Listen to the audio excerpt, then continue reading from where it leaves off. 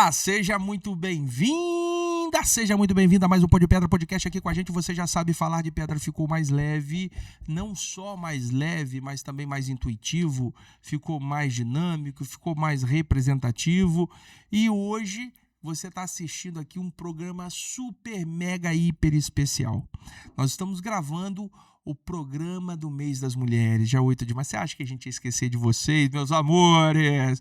Mamãe, minha esposa, minhas irmãs, minhas sobrinhas, que não são mulheres ainda, são crianças, mas eu tenho um monte de sobrinha lá que vão se tornar lindas mulheres. Uma já tá beirando já, né? A Duda. Um beijão pra Duda, pras minhas irmãs, para todo mundo que eu conheço, minhas tias, todo mundo que tem um carinho por mim e que me respeita. Eu mando um beijão para vocês, mulheres. Nós estamos começando a gravar esse programa especial, né? O mês das mulheres. Então, assim, a mulher precisa de ter esse mês, essa data. Ela não é apenas uma data simbólica, ela não é apenas uma data que vai passando aí para comprar presente. Lógico que presente é bom, né? Toda mulher gosta de ganhar presente. Inclusive, as nossas convidadas no mês das mulheres vão ganhar presentes. Aqui o negócio tá chique. E para abrir essa nossa mês das mulheres, então, assim, para ficar combinado, se você está assistindo a gente agora, nós vamos pegar o mês de março e vamos gravar histórias de mulheres vencedoras, histórias de mulheres guerreiras, e a gente não poderia começar no melhor estilo do que trazendo aqui uma grande mulher, uma mulher altamente relevante que tem contribuído para a nossa sociedade de uma maneira tão incrível e está numa empreitada bacana. Nós vamos falar de política aqui também hoje, porque estamos num ano político, estamos com uma pré-candidata aqui também, mas acima disso, ela é comunicadora, ela é uma ativista social, é musicista, é palestrante, é cristã evangélica, líderes de mulheres em várias áreas aí de atuação, e vai falar um pouquinho pra gente dessa história, dessa história que tanto orgulha ela e o Espírito Santo. Ela representa o Espírito Santo em várias frentes diferentes. Na comunicação, ela é da área do marketing, propaganda. Eu estou falando dela, nossa querida Maguinha Malta. Tudo bem, Maguinha? Tudo bem, Bruno.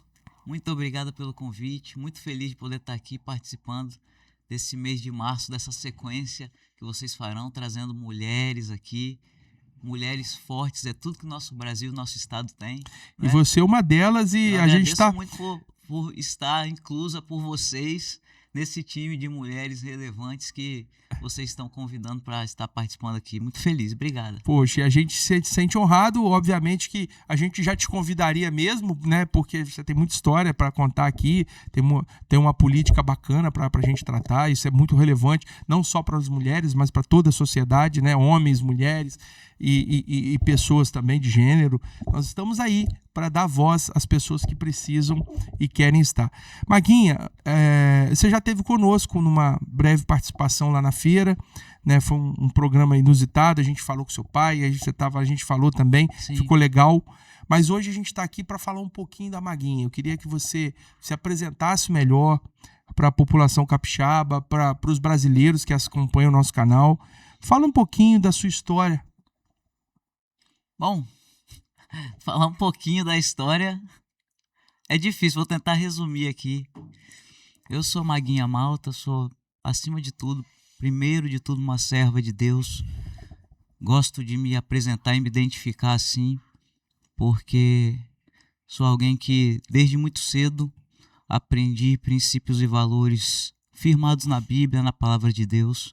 Então, sou uma serva de Deus e que tem procurado contribuir da melhor maneira na sociedade com essa identidade de serva de Deus. Tenho o privilégio de fazer parte de uma família que sempre atuou na sociedade, com obra social, né? Meus pais, meu pai Magno, minha mãe Kátia, que é cachoeirense, que é filha dessa terra aqui, sempre atuaram ajudando pessoas a se recuperarem do vício das drogas. Quando eu nasci, meus pais já tinham gente dentro de casa que eles estavam ajudando a se recuperar.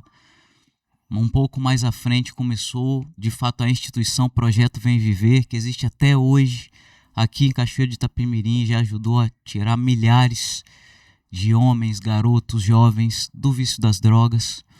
E eu cresci em meio a esse contexto de aprendendo uma frase que eu ouvi meus pais dizerem a vida inteira, que a nossa vida só tem valor quando a gente investe na vida do outro, na vida do próximo.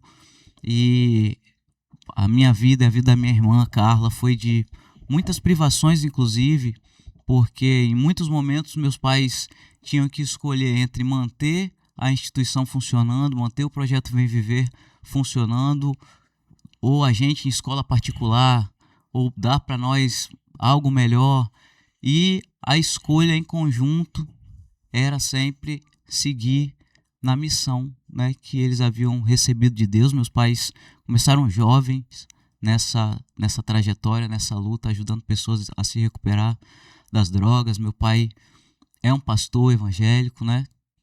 E começou na vida pública justamente por ser pastor e ter essa missão de, enquanto pastor, ajudar pessoas a se recuperarem do vício das drogas. Então, eu fico muito feliz de poder ter vindo, de ter essa história, de poder nascido num lar cristão que me ensinou princípios e valores e que me ensinou que não há maior valor do mundo do que a gente investir a nossa vida na vida do outro. Aprendi privações, depois meu pai na vida pública, a gente enfrentou muitas guerras, muitas lutas, muitas batalhas, ameaças de morte, né? Quando você se levanta para enfrentar grandes sistemas e grandes batalhas, foi o que meu pai fez durante a vida dele. Sua família é sacrificada, né? E nós sofremos na pele coisas desse tipo, mas hoje, olhando para trás, são coisas que a gente passa na vida que nos forjam, que nos preparam para a guerra, para a batalha. E eu realmente sou muito feliz de poder ter tido a história que eu tive. Você pediu para falar um pouquinho de mim. Sou serva de Deus e estou como vice-presidente do PL no Espírito Santo. Eu sou musicista, como você falou, produtora musical, sou comunicadora, faço rádio, amo rádio, é uma paixão assim na minha vida. Estou no rádio desde 2005. Como é que você apresentaria a chamada do Pó de Pedra na rádio aqui? Vamos fazer um aqui por cima aqui. Vamos lá, como é que seria? Seja muito bem-vindo no Pó de Pedra. Eu não tenho voz de locutor, gente. Olha o vozeirão que essa mulher tem de locutora de rádio aí, ó. Sejam bem-vindos ao Pó de Pedra. Olha só. Estamos no Pó de Pedra. É isso aí, vambora. Boa tarde, bom dia, seja bem-vindo. Na verdade, o meu programa é um programa bem popular. É o programa Som Brasil, na Cor da Vida FM, 102,9, lá na região da Grande Vitória, em alguns pontos do estado, mas pela internet. Tem um aplicativo, as pessoas ouvem no Brasil e no mundo afora. Mas é uma paixão que eu tenho. O meu programa só toca música brasileira, ritmos brasileiros, que é uma outra paixão que eu tenho, né? Vamos falar disso daqui a pouquinho. Vamos falar disso, da nossa trajetória aí da banda Tempero do Mundo, muita gente conhece, você conheceu também. Claro, como não? Aqui, eu quero o pessoal da Cor da Vida assistindo, comentando aqui. Eu quero vocês, a galera da rádio aí, ó. Joga esse vídeo, cadê a Maiara? Maiara, joga pra galera lá da Cor da Vida assistir o programa aqui, hein? Bom, agora, Maguinha, você falou uma parada aí que é muito curiosidade, assim... A profissão do político, o cara que é profissional da política, o cara que tem uma carreira política, ela é uma profissão muito ingrata, eu acho. Eu não sei se eu cheguei a te contar isso. Eu não sou político, eu não tenho carreira, nunca tive nem cargo de político, de indicação, de nada.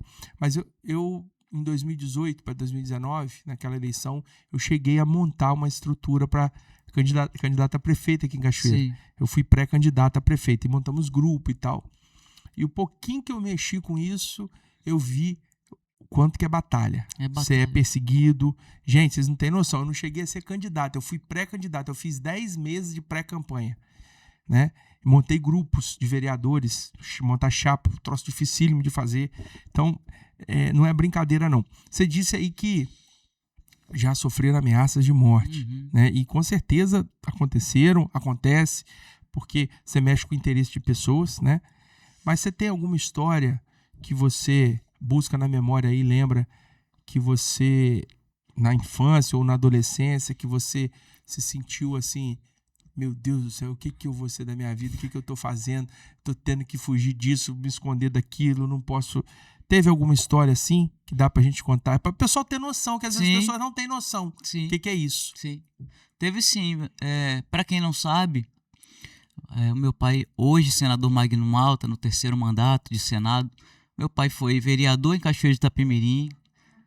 Tenho muito orgulho disso, ele também, né, de ter começado a vida pública aqui nessa cidade, reconhecido por Cachoeiro justamente pelo projeto social, né, por esse ministério, por essa missão de ajudar pessoas a se recuperarem das drogas, e foi reconhecido pelo povo de Cachoeiro. Se elegeu vereador, 2 anos depois se elegeu deputado estadual e mais tarde elegeu-se deputado federal. Como deputado federal, meu pai foi presidente da CPI do narcotráfico, uma CPI que sacudiu o Brasil assim de norte, sul, leste, oeste. Uma CPI que prendeu muita gente de toga a políticos, né, a empresários, pessoas envolvidas com o crime organizado. E foi uma época muito difícil. Nessa época, nós andávamos, eu e minha irmã, com Polícia Federal, com segurança, assim, para onde a gente fosse. Nós éramos adolescentes, pré-adolescentes, adolescentes nessa época. E me lembro de uma situação específica, quando a CPI do narcotráfico, meu pai foi, como era presidente da CPI, foi acho que com mais um membro ou 2 ao Paraguai buscar Fernandinho Beiramar, que havia sido preso na Colômbia. E aí então foi levado ao Paraguai e a CPI do narcotráfico foi lá. E ao chegar lá, ele disse que não conversaria com ninguém, só conversa com o presidente aí, que era meu pai. E ao entrar na sala, meu pai relata que ele começou a conversar como se fosse melhor amigo, assim, conhecesse a vida inteira, e no meio da conversa começou a falar coisas corriqueiras da nossa vida. Do nada perguntou: como é que estão as meninas? Na escola tal. Maguinha tá bem? Carlinha? Estudando lá no Colégio Americano Batista ainda? Dando a entender mesmo que nos conhecia, que sabia da nossa história, que sabia da nossa realidade, sabia onde nós estudávamos. E eu me lembro que isso na época, assim, e aí mais segurança, nós não sabíamos do que estava acontecendo. E aí quando isso aconteceu, foi daí para frente que a gente começou a andar 24 horas com a Polícia Federal, mas nós não sabíamos que isso estava acontecendo. Tô saindo da escola com minha irmã, a gente morava do lado da escola, íamos a pé, andando, ali em Vila Velha. Quando eu coloco o pé do lado de fora da escola, vem um monte de agente da Polícia Federal armado até os dentes, parecia cena de filme. Saiu rebocando a gente assim. Caramba, velho. Botou dentro do carro. Várias viaturas. Eu falei, meu Deus, o que tá acontecendo? Não entendemos nada. Chegamos em casa. Adolescente, viu, gente? Aquela tensão aí que fomos entender o que estava acontecendo. O que aconteceu lá no Paraguai, etc. Então, assim, essa foi uma cena que nos marcou bastante. E daí pra frente foi com a Polícia Federal direto. A CPI do narcotráfico, no final, quando entregou seu relatório, indiciou mais de 800 pessoas. Desmantelou crime organizado em muitos lugares do Brasil. A CPI ia nos estados fazer oitivas e as pessoas saíam, dava voz de prisão, as pessoas saíam presas. Não era esse show, essa palhaçada que a gente vê hoje, não é? Acontecendo no Brasil, em que as CPIs, as CPMIs, elas têm poder de justiça. Mas hoje no Brasil elas não estão podendo atuar assim. Na época da CPI do narcotráfico, a CPI do narcotráfico ia fazer as oitivas, já com toda a investigação na mão. O cara era chamado para depor e já saía preso com voz de prisão dado pela CPI, pelo presidente da CPI, ou mesmo pelo relator. E hoje, quando isso acontece, ainda tem canetada de juiz que vai lá e solta o cara. Nós vimos acontecer aí recente, a CPMI deu voz de prisão a um desses aí envolvidos com o rombo de 6 bilhões, né, em aposentados e pensionistas no Brasil. Deu voz de prisão, chegou ali, o cara pagou lá uma fiancinha. E o que a gente vê é os caras nem indo depor, porque quando são convocados pela CPI, tem lá um ministro do STF que dá uma canetada e fala pro cara que ele não precisa ir. É isso que a gente tá vivendo hoje. Mas já houve um tempo no Brasil em que as CPIs funcionavam. Meu pai presidiu 2 das maiores, eu acho que as grandes CPIs que o Brasil teve. A do narcotráfico e a da pedofilia, já enquanto senador, que fez um barulho gigante no Brasil também. E a gente vem nessa luta aí já tem um tempinho. Depois veio a CPI da pedofilia de novo. Segurança, Polícia Federal.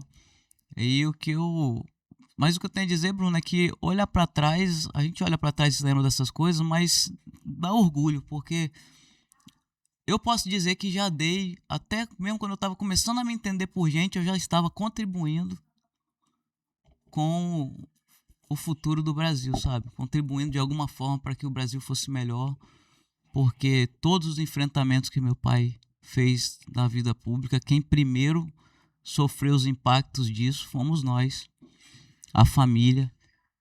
Mas é motivo de orgulho, porque vale a pena, né? Vale a pena você encarar missões em que você encara com as suas convicções, com os seus princípios, com os seus valores, e você vê dando resultado. Porque nós éramos privadas de muita coisa, mas a gente viu os resultados disso. A CPI da pedofilia, antes da CPI da pedofilia, não existia legislação para crimes cibernéticos no Brasil. Crimes cometidos na internet. A CPI da pedofilia trouxe à tona esse tema, que era um mito. Antes as pessoas achavam, não, isso é coisa que aconteceu em 1900 bolinha, não acontece mais. Vimos que não era assim. Vimos com a CPI da pedofilia que a sujeira que acontece com relação a esses crimes na internet, e a CPI deixou um legado de leis, um conjunto de leis para combater esses crimes na internet no Brasil. E isso é só motivo de orgulho. Deixa a gente olha para trás e fala, a história foi dura, foi difícil, mas valeu a pena. Você estava lá, você viu tudo, você vivenciou tudo. Eu ouço você falar, Maguinha, é legal você falar dos bastidores, né? De uma familiar, de uma filha, né? De um político proeminente, de um cara altamente relevante. E eu, na minha infância, na minha adolescência, eu me lembro, eu como filho de policial, né? Meu pai se aposentou como sargento.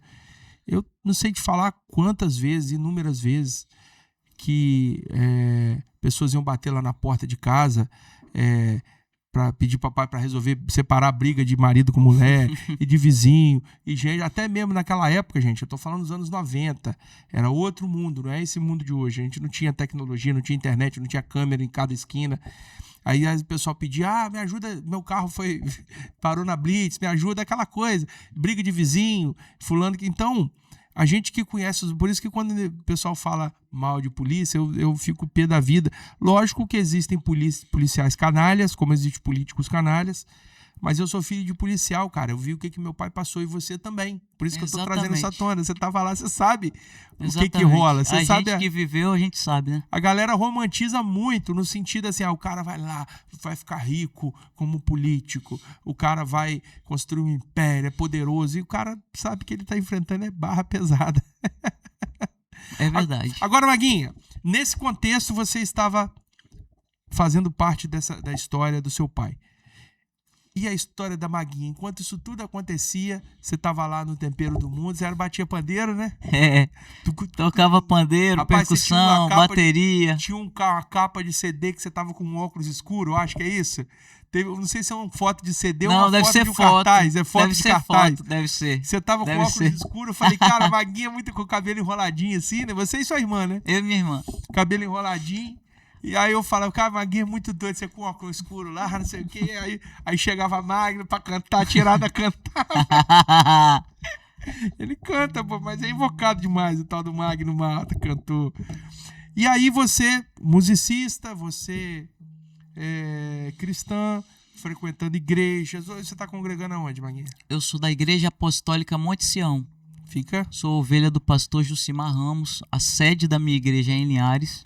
E eu congrego em Vila Velha. A Apostólica Monte Sião, caminho nessa igreja com meu pastor já há 22 anos, está fazendo esse ano. Graças a Deus. Grande pastor. Tem que trazer ele aqui no Pó de Pedra Fé. Por favor, traga. Você vai ficar maravilhado. Vamos trazer ele aqui para dar uma palavra Deus, para nós. Abençoado. E você esteve muito, né, pela caminhada do seu pai e da sua produção musical também, de bandas e Uhum. cantores que você sempre produziu e eventos, né? Vocês sempre foram muito disso, de promover eventos. Sim. Como é que é a leitura que você faz hoje do cenário do cristão na política?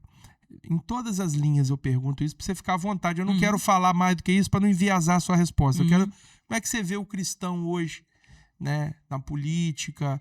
Houve uma esperança muito grande quando o Bolsonaro veio, né, valorizando Deus, pátria, família, liberdade, e de repente esses 3 anos aí que estão sendo trágicos para muita gente, né? Tem gente que não, né, gente? A gente tem que ser honesto, dizer que tem gente que tá morrendo de rir com esse programa aí, tá querendo que esse programa, que esse governo continue. É né? isso. Mas nós estamos aqui... Pouca gente, mas tem, né? Mas tem. Não adianta falar que não tem. Escola de samba, tem uma galera maluca aí. Faz uma leitura para nós de como tá o cristão hoje em dia, essa fatia do público que você representa. Bom, Bruno, desde que eu me entendo por gente, né? Porque sou nascida e criada na igreja evangélica. Meu pai fez seminário teológico batista, seminário batista. Minha mãe sempre foi batista. Minha mãe sempre foi da segunda igreja batista de Cachoeiro, membro lá. Minha mãe, o nome dela é Kátia. Minha avó, Ivone, mãe da minha mãe, sempre foi membro da segunda igreja batista. Eu me lembro quando eu era criança, quem era pastor lá na segunda igreja batista, minha avó era membro lá, era o pastor Jubrael. Pessoal que tá antigaço, né? Aqui, me lembro desse nome. E desde que eu me entendo por gente, no meio da igreja, e meu pai já falava sobre isso quando entrou na vida pública, havia esse mito de que o cristão não pode se envolver com política. Política não é coisa para cristão, ou política não é coisa para crente. Igreja é igreja, política é política. Exatamente. Só que é só a gente olhar para a história da humanidade, nós vamos ver que a política e a religião sempre andaram juntas. Por mais que com narrativa A, B ou C tentaram fazer essa separação, nunca aconteceu essa separação. Sempre foi... A religião sempre foi altamente influente na política. Isso já desde os tempos da Bíblia, quando reis eram levantados e junto quando Deus levantava um rei, Deus levantava o sacerdote para caminhar perto daquele rei, e é quem ia fazer o papel, ia representar Deus ali dentro daquele governo. O sacerdote andava lado a lado com o rei. E essa coisa de política e cristão ou religião não se misturam, não existe. Aprendi isso muito cedo, porque logo que meu pai entrou na vida pública, ainda mais por ser um pastor, por ser um cristão, por ter um ministério, né, de recuperação de viciados em droga, meu pai sempre fez muitas palestras em igrejas, em escolas, e já naquela época falava sobre isso. Olha, se nós cristãos não estivermos nos lugares, não ocuparmos os espaços, outros virão e ocuparão. E é fato que aconteceu no Brasil, não é? Esse empreendimento de se aparelhar o país, né, por conta de um partido político que tinha uma ideologia específica, que sabia onde queria chegar e lutou com unhas e dentes, com um plano muito bem trabalhado para ir tomando os espaços, seja nas universidades, né, seja culturalmente falando, e foi. E enquanto eles estavam trabalhando, nós estávamos tomando os espaços, nós estávamos recuando. E pior que isso, eles ainda estavam nos usando, porque se infiltraram. Política e religião não é para cristão, não é para crente, política não é para estar junto com a religião, mas quando chegava a hora das eleições, eles vinham até as igrejas. Vai no templo lá, fala que é crente. Vai na igreja católica, assiste a missa. Ora, exatamente. Dá um beijinho na santa. Exatamente. E aí, na prática, o que acontece? Nós não nos colocávamos para ocupar os espaços e para, enquanto cristãos, darmos a nossa contribuição também na política. Isso que eu estou falando aqui, para quem tem a Bíblia como a sua regra, né? Seu instrumento de fé, de prática de vida, isso é bíblico. Jesus disse: vós sois o sal da terra e luz do mundo. Ou seja, Nós existimos para iluminar. E aonde a gente estiver, nossa luz precisa brilhar. Então, por isso que eu disse, você é o quê? Se apresenta. A primeira frase que eu digo, eu sou serva de Deus. Enquanto serva de Deus, eu vou iluminar a luz do meu Senhor aonde eu estiver. Seja trabalhando com comunicação, seja tocando um instrumento musical numa banda, seja cantando, seja trabalhando com produção musical, seja no rádio, falando de mim, Maguinha Malta, e seja na política, porque isso é minha essência, isso é quem eu sou. Eu acho que se confundiu muito e isso foi usado também de propósito, sabe? De propósito, para impedir que pessoas boas pudessem se colocar e estar nesses lugares, ocupando esses espaços relevantes na política para fazer a diferença. Eu nunca acreditei nisso, até porque desde que me entendo por gente, ouço meu pai combatendo isso, esse mito de que política e religião não devem se misturar, ou que cristão não deve estar na política. Rapaz, eu vou falar uma coisa aqui, polêmica, dependendo do seu grau de entendimento para isso. Mas, por exemplo, o pessoal da esquerda criticava porque a Michelle Bolsonaro fazia oração lá no palácio, né? Isso. E o Bolsonaro frequentemente estava lá também. Isso. Foi lá em Israel, se batizou no Rio Jordão, depois acho que o Flávio também foi. E ele ia onde tinha os pontos cultos, e ele sempre foi bem recebido nas igrejas. E fazia ações ali, né? Recebia pastores e cultos ali com frequência na Alvorada, né? Na casa dele lá. E aí, tanto é verdade que a política ela nunca está de longe desse negócio, não sei se você vai lembrar disso agora. A Lula e a Janja não entraram na casa presidencial. Como é que é o nome da casa lá? Tem um nome aí. Pesquisa aí rapidinho. Itamaraty. Não, Itamaraty. Alvorada. Não, Alvorada não, pô. Tem o nome lá da casa lá. Pesquisa aí, qual o nome da casa presidencial? O Lula... Palácio Alvorada mesmo. Não, pô. Tem um nome lá. Peraí, vai falar. Tem a Granja. Hã? A Granja do Torto? Granja, Acho que é isso. Bom, a casa oficial do presidente, que o Bolsonaro morava e a Michelle morava. O Lula não entrou lá, e também na Alvorada, não sei se você lembra disso, enquanto ele não levou o pessoal do candomblé para rezar lá. Você lembra disso? Uhum. Eles nem os móveis ficaram com aquela história de que roubaram os móveis, que tinha que comprar móvel, porque ela não queria nem usar os móveis que a Michelle usava. E aí, rapaz, eles fizeram um negócio lá de passar. Nada contra, não. Cada um tem a sua religião. Não tô falando mal de religião, não. Tô falando que ele tem a dele, a gente tem a nossa. Exato. E ele não entrou lá enquanto não fez um negócio lá de jogar sal grosso. Você lembra disso? Lembro perfeitamente. Então como é que você vai falar que religião não tem nada a ver? Não tem, sabe? Exato. Que não tem, não pode, não que dá. não pode, que não deve. Mas a minha fala, Maguinha, é dizer o seguinte. A gente saiu da eleição passada. A gente saiu da seleção. Eu fiz só uma pose diferente aqui. Pô, aproveita e pega uma água pra mim aí. Saiu do enquadramento. Eu fiz uma pose diferente. Já mandou acertar. Não posso nem inovar no meu programa. Pode nem se mexer. Posso nem inovar, né, Maiara? Pô, a Maiara, tem que Inclusive, vocês não me falaram se eu tenho que olhar pra Bruno, se eu tenho que olhar pro povo aqui. Eu tô perdidinho aqui. Você olha pra mim, mas na hora que você quiser falar com o povo, você olha pro povo. Né? Aqui, eu até perdi o fio da meada. Não, bom, vamos lá. Eu perguntei a sua visão sobre o cristão hoje na política, porque é o seguinte, olha que doideira. A eleição passada, né, de Bolsonaro, presidencial, Bolsonaro, ele teve maior votação no Sudeste, no Sul, no Centro-Oeste e no Norte. Bolsonaro só perdeu no Nordeste, de um número assim bem alto, né? Em relação aos outros. Tipo assim, ficou lá 2 milhões de votos, né? Lula teve mais ou menos 52, Bolsonaro 50 milhões. Só que naquela eleição foi uma eleição histórica de eleição de conservadores, de pessoas de direita.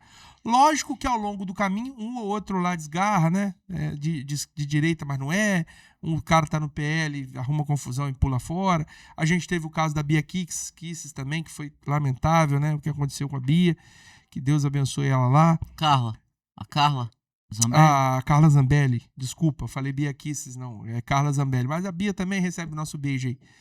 Mas vai acontecendo coisas no caminho, mas a gente elegeu um Congresso conservador, tanto que o governo não consegue aprovar quase nada lá que não seja debaixo da caneta do judiciário, né, do STF. E a gente está vendo ao longo do tempo, mesmo com a população conservadora, eu falei isso tudo para dizer o seguinte: é notório que o Brasil é conservador, que o Brasil é cristão. O povo brasileiro é, claro. Católico, evangélico, né, espírita, o pessoal acredita em Jesus Cristo e prima pelos valores. O Brasil é um país rural, é um país que grande parte da sua população vive da terra, vive da produção. Então são pessoas conservadoras, pessoas que trabalham o dia inteiro, não tem tempo de ficar no get aí na internet. A gente viu muitas conquistas, muitas nossas, indo se perdendo. Por exemplo, proibição de fazer uma oração numa sala de aula, né? Eu não sou evangélico, para mim é indiferente, mas eu respeito demais os irmãos católicos. Tirar o crucifixo dos ambientes públicos, né? E tantas coisas que a gente foi perdendo. Você não pode agora nem mais evangelizar um cara, né, que chega lá e ele quer voltar a ser hétero e não manter mais uma linha. Se você falar isso hoje publicamente, a gente arruma um problema de todo tamanho. Você sofre até processo, é até preso, dependendo se você falar um trem que repercutir. Isso aí dá problema. E aí a gente vai percebendo que o evangélico vai sendo... fica toda hora, né, tem que cobrar imposto da igreja, fica toda hora te desprestigiando o evangélico. Agora a gente viu como a gota d'água agora recente, esse episódio no carnaval, né? Fizeram uma homenagem, o próprio governo federal mandou dinheiro para a escola de samba para poder diminuir o cristão. Isso não é uma afronta? Com certeza, e a gente tem visto isso no Brasil dia após dia, não é? Os cristãos do Brasil serem achincalhados, não só os cristãos evangélicos, embora mais talvez em alguns momentos, mas os católicos também. Essa última foi uma afronta a toda a família conservadora cristã brasileira, cristãos católicos, cristãos evangélicos, cristãos espíritas, por que não? Não é? Se você colocou a gente dentro de uma lata, tudo bem. Nós somos conservadores mesmo, com muito orgulho, né? Esse ser conservadores, a Bíblia já fala, volta a dizer, vós sois o sal da terra, luz do mundo, é o sal que impede a podridão. É o sal que conserva, né? Que conserva. Sim, por isso nós somos conservadores.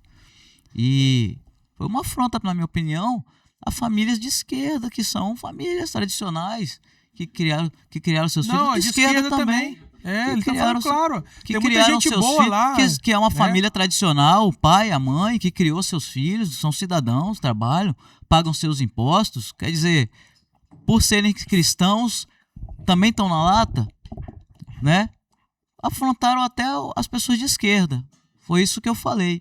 E não tem a ver. Chega uma hora, Bruno, na minha opinião, que passa dos limites e não tem mais a ver com ser direita ou ser esquerda, sabe? Pode ver. Isso foi uma vergonha, isso foi uma afronta à família brasileira cristã. Não importa se de direita ou se de esquerda. A família brasileira como um todo.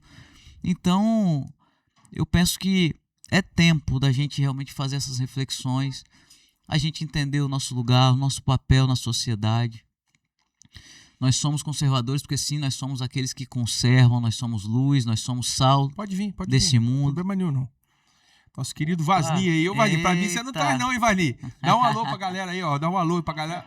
Abaixa aí, ó. Abaixa um pouquinho, abaixa um pouquinho. Dá o Vasni, presidente do PL aqui de Cachoeira aí, ó.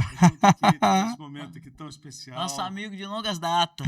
Ver a Maguinha aqui podendo falar tantas coisas boas da juventude, da pode falar, não tem problema nenhum. Fala mais perto aí, Vazinho, para registrar suas palavras. Pode falar. Lembrar meu tempo de rádio? Vamos lá. Panorama da vida, garoto. Você não sabe dessa. Lembrar Fernando, né? Junto comigo, Panorama da Vida. Magno, muitas vezes lá. Então, assim, coisa boa estar aqui com você, Maguinha, presenciar esse momento tão importante, vendo você falar e relembrar tantas coisas desde a sua infância, a história do Magno, a sua história, da Kátia e do projeto e tantas coisas, toda a trajetória. até hoje, né? Então, coisa muito boa. Saber que a gente está aí firme e ver você agora com um projeto ainda mais interessante. Mais ousado, mais vitorioso. Estruturado. Que eu sei que será mais estruturado e grandioso. Que sei que Deus está direcionando isso, né? Amém, meu amigo. Conta aqui, Vamos embora. Obrigado aí pela presença. Obrigado. Te peguei pelo pulo aí. Depois, mais pra frente, a gente marca pra gente lembrar os tempos do rádio aqui. Maguinha, você não lembra, você não sabe disso, mas papai apresentava com vazio um programa. Eu sei disso, 80, sim. Panoramas da Vida, seu pai tava lá. Eu não lembro do programa, né, mas que eu sei que sabe, tinha, gente, eu sei. O pessoal fala, pô, da onde que Bruno saiu com esse negócio? Papai já foi radialista com o Vasni, ia lá direto, lá ajudava, apresentava alguns programas. Mas me ajuda aí, eu tava onde? Não, a gente estava falando das famílias conservadoras, né, das afrontas que a gente estava falando. A minha pergunta, a gente estava nesse ponto. Como você vê o cristão nesse momento? E aí eu vou te falar, você já respondeu. Eu tô com um sentimento, me parece, que essa galera enfesou tanto a ala conservadora do país, a ala liberal na área econômica, né? O pessoal da classe produtiva do país, o cara do campo, o homem do campo, quem produz, o empresário. Que, bicho, tô sentindo uma aura assim de que tá tudo dando muito certo pra direita dar um show essa eleição. Você tem essa sensação? Ou não? Ou é precipitado falar isso?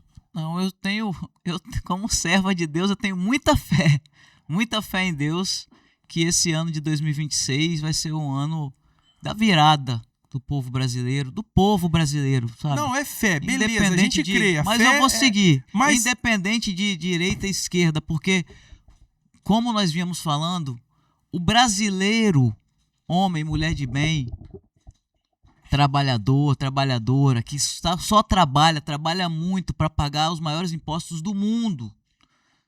Tanto, não importa se o cara é de direita, se é de esquerda. Fato é, ele chega no supermercado, o dinheiro dele não tá dando para nada.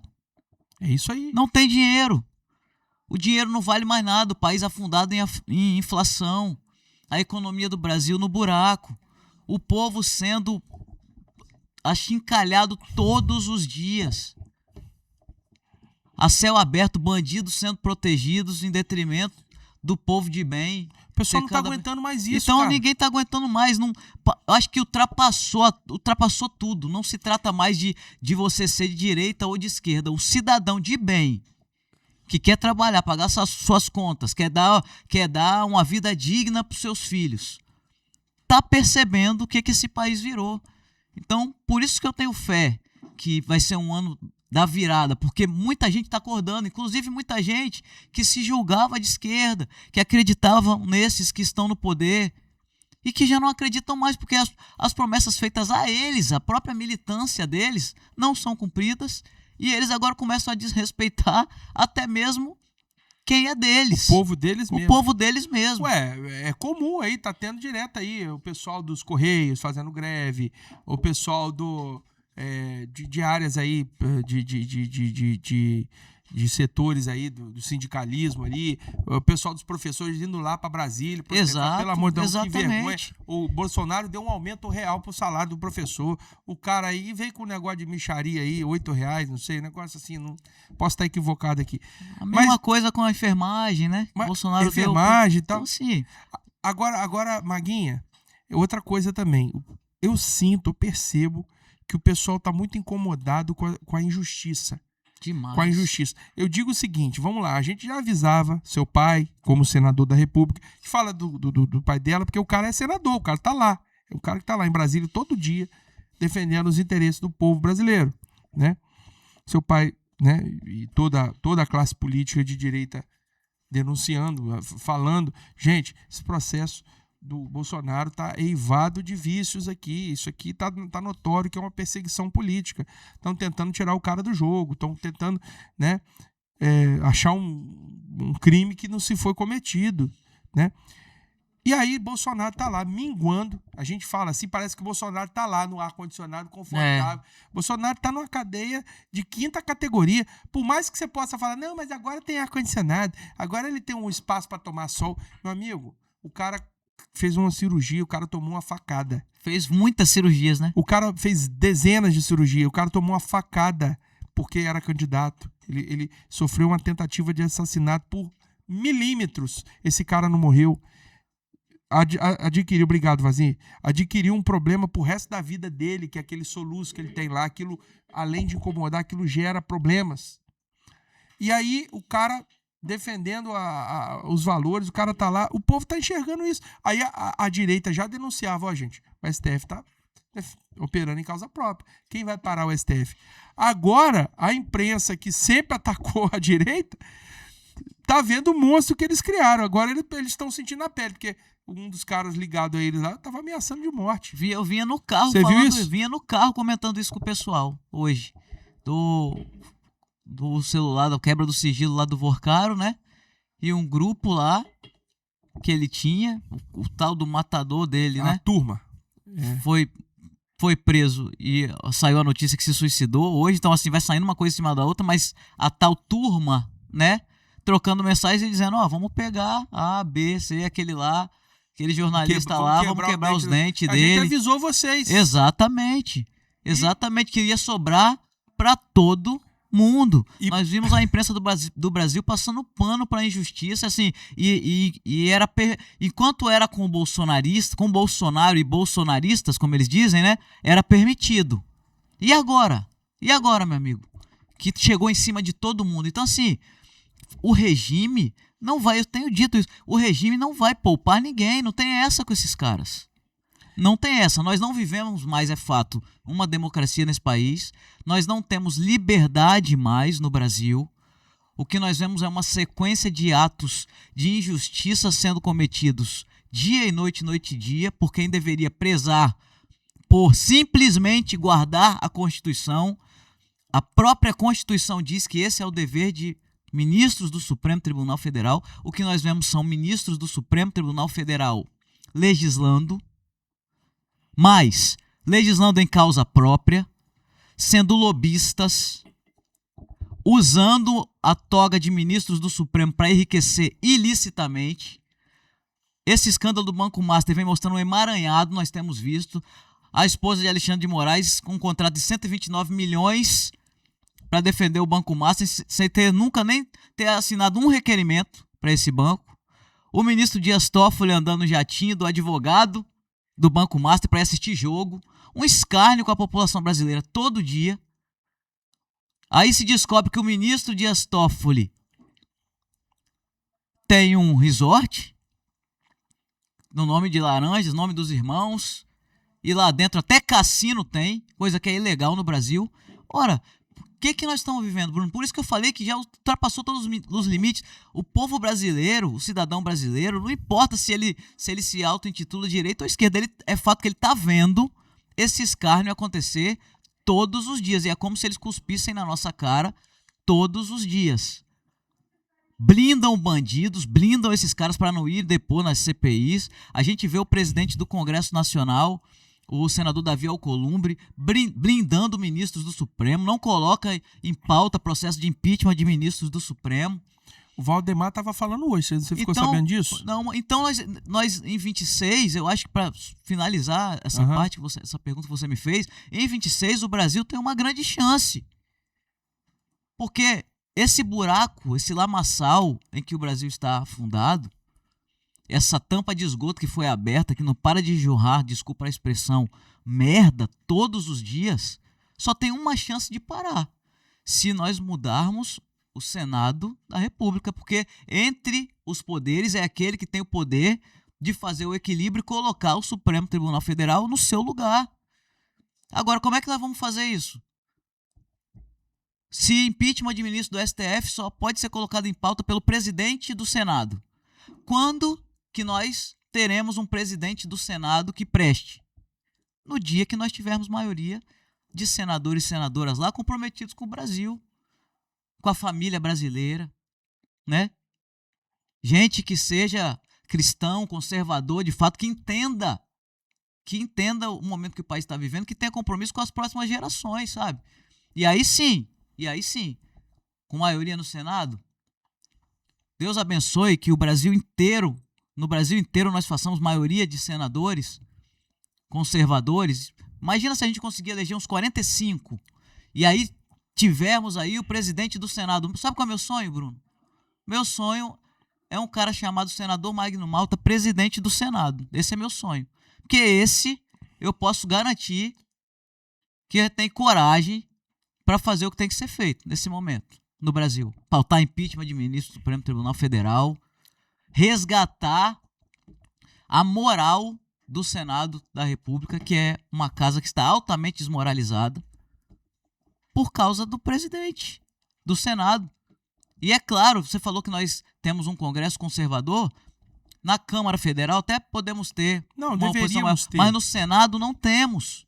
Tem um monte lá que se elegeu com o nome de Bolsonaro em 2022 e chegou lá, meu amigo, rabo preso, medo, sim, não tem sim. coragem de falar, não tem coragem de ir pra cima, porque o sistema amarra o cara de uma forma que, se não tiver disposição, se não tiver um compromisso realmente, você saber que você tá ali não tendo interesse próprio nenhum, simplesmente comprometido com o futuro dos seus filhos, dos seus netos, o negócio não vai não.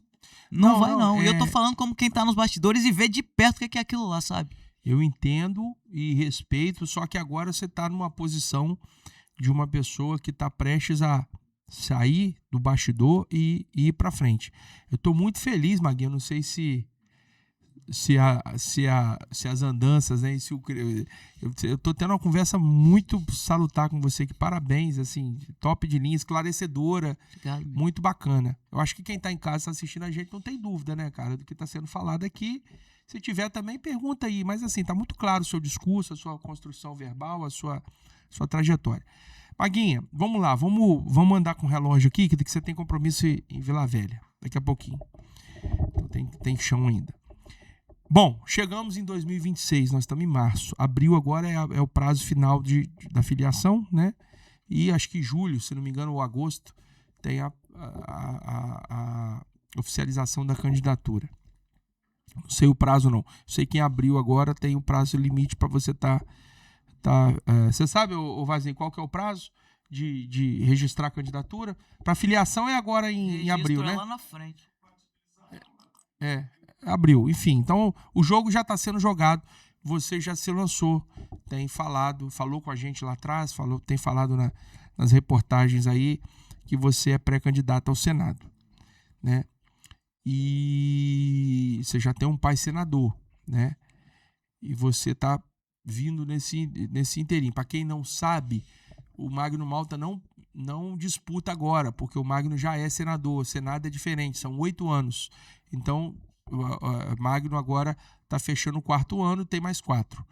É uma oportunidade que tem quase única. Eu não sei se já teve isso na história, tem que pesquisar, mas acho que não.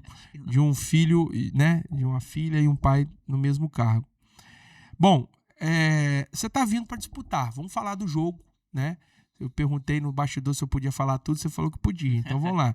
O jogo está sendo jogado, né? Vamos, sem mais delongas, falar do jogo político agora. Certo.